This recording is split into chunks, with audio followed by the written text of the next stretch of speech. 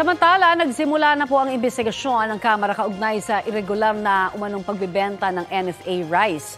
At may ulat on the spot si Bernadette Reyes. Bernadette?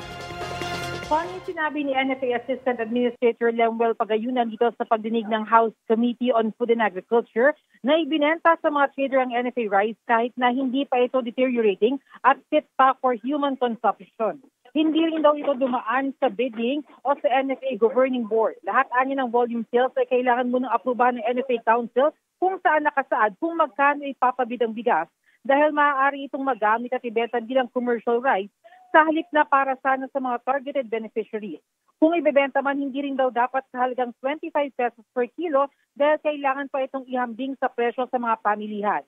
Ayon naman sa suspendidong NFA Administrator na si Roderico Bioco, 3 buwan matapos magiling ang bigas, nagde-deteriorate na ang stock kaya kailangan ng ibenta bago pa maituring na unfit for human consumption. May utos rin daw na kailangan higpitan ng release ng bigas dahil noong maupo siya bilang administrator ay 3 days na lang ang stocks ng bigas. Pero by October may advice raw na kailangan ng ibenta ang lumang bigas dahil umaabot na ang bagong ani kaya pwede nang i-release ang lumang bigas. Kailangan din daw ng NFA ng cash flow para sa ibang gastusin na ahensya. Base naman daw sa COA Circular 1989-296, hindi na raw kailangan ng bidding.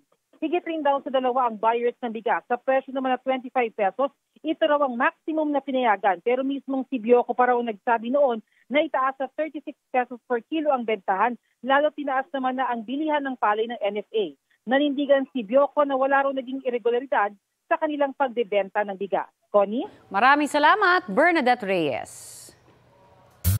Kapuso, para sa mga maiinit na balita, mag-subscribe sa GMA Integrated News sa YouTube.